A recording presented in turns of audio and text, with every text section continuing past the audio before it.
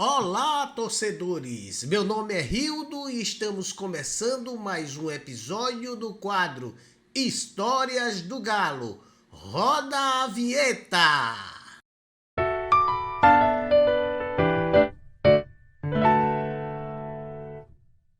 Para comemorar o nosso quarto tricampeonato, hoje faremos uma viagem no tempo com 4 paradas estratégicas. Iremos primeiro a 1939 e veremos o que era notícia neste ano, em que conquistamos o nosso primeiro tri.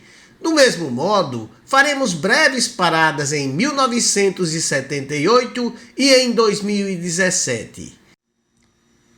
Mas antes de começarmos a nossa viagem, é importante esclarecer uma coisa. Em 1940 e em 1979, conquistamos tetras. Mas isso é história para um outro vídeo.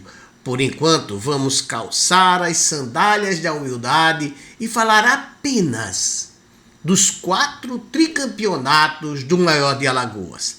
Aperte os cintos, torcedores, pois a nossa viagem já vai começar. Era o ano do centenário de Maceió. E, como bem sabemos, em centenários o CRB é o pai.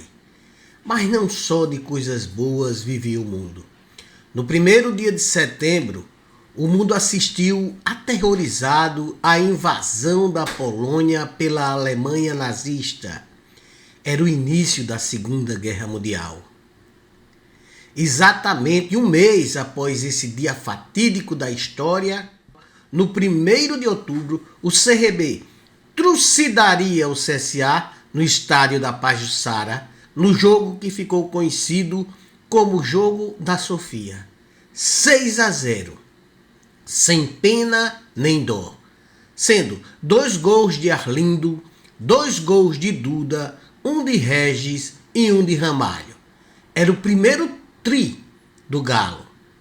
Mas por que Jogo da Sofia? Em 2020, o historiador Lauterneir Perdigão explicou ao GE por que esse clássico passou a ser chamado de Sofia. Disse ele: na entrevista que fiz com o ex-jogador Cláudio Regis, ele me disse que o centroavante do CRB chamado Arlindo, que assinalou 2 gols naquele clássico, criava uma cabra no campo da Pajuçara chamada Sofia. E por ela tinha um cuidado todo especial. Arlindo gostava de cantar uma modinha que falava nos 25 animais do jogo do bicho. E quando chegava no número 6, que era o número da cabra, ele dava uma paradinha e fazia alusão à goleada dos 6-0. Os jogadores gostaram da brincadeira e passaram para a torcida. A gozação foi geral. Foi um jogo histórico pela goleada, que através dos anos nunca foi igualada.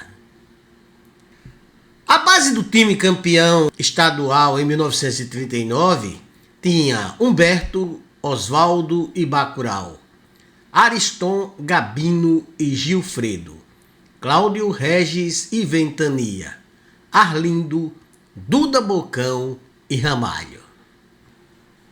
O ano de 1978 foi, até onde eu sei, o único ano em que os católicos tiveram 3 papas.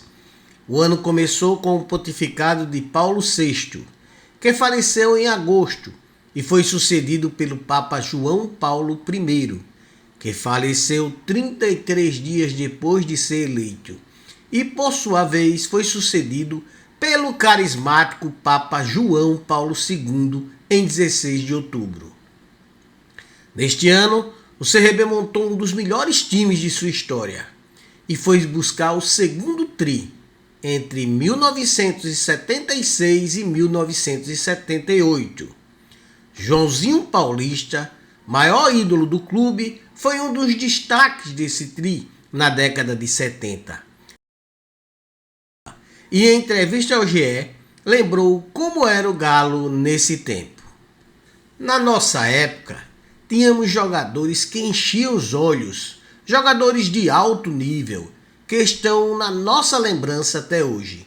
E nós fomos tricampeões com jogadores como Carlinho do Pontal, Enéas, Capela, Itamarzinho, Marcos Careta, César, Silva, Deco e Jorge da Sorte. Enio Soares, Rato Branco, eram jogadores que definiam o que é o CRB. A qualidade do time comandado por Jorge Vasconcelos era impressionante. Montamos um timaço, finaliza o nosso ídolo. Naquele ano, Joãozinho foi o vice-artilheiro com 16 gols e o artilheiro foi Jorge da Sorte, com 18. O time campeão do CRB disputou a final do estadual de 1978 com César, Carlos Alberto, Itamarzinho, Marcos Careta e Flávio, Deco, Mundinho e Jairo Mendonça, Jorge da Sorte, depois Enéas, Joãozinho Paulista, depois Marcos Costa e Silva. Itamarzinho é filho do saudoso Itamar Dengoso, que jogou no Fluminense, do Rio de Janeiro, e trabalhou no Galo. Convivi com Itamarzinho nos idos dos 70, nas cercanias da Rua Cônego Machado. Jairo Mendonça, por sua vez, era irmão de Jorge Mendonça, ídolo do Palmeiras e craque da seleção brasileira. Termos como ciberataques começavam a fazer parte do vocabulário mundial. Os Estados Unidos acusavam a Coreia do Norte por ataques que atingiu 300 mil computadores em 150 países. Neste mesmo ano, a própria Coreia do Norte fez o primeiro teste com a bomba de hidrogênio. Pronunciava-se assim uma nova Guerra Fria. Enquanto isso, o CRB conquistou o terceiro tri, tendo como destaque o artilheiro Neto Baiano. Ele marcou 2 gols na final de 2016 contra o rival CSA e foi decisivo mais uma vez no ano do nosso terceiro tricampeonato. O time de 2017 disputou a final com Juliano, Edson Ratinho, Adalberto, Gabriel e Diego, Adriano, Danilo Pires e Yuri, e Chico, Maílson e Neto Baiano. O técnico era Léo Condé, atualmente no Vitória, e na decisão o Galo bateu o CSA por 3-2, gols de Adalberto, Maílson e Neto Baiano. O centroavante nesse ano virou até música nas arquibancadas do Rei Pelé. Para provocar os azulinos, os regatianos cantavam que o time iria conquistar o tri do alagoano e o gol decisivo seria do Neto. Dito e feito, na época, o camisa 9 disse ao GE que adorou a homenagem e ficou ainda mais motivado. Em todos os clubes que passei, sempre tive alguma música. Essa do nosso torcedor eu gosto muito e isso motiva demais. Quem não gosta de receber um carinho como este do torcedor só me deixa mais confiante a fazer um bom trabalho com a camisa do clube.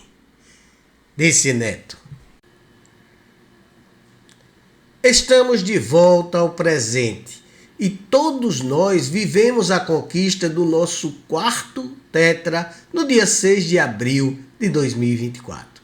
O Galo venceu com Matheus Albino, Hereda, Fábio Alemão, Simon e William Formiga, depois Matheus Ribeiro, Falcão, depois João Pedro, Caio César, depois Rômulo e GG, Jorginho, depois Mike, Léo Pereira, depois Welder e Anselmo Ramon, técnico Daniel Paulista.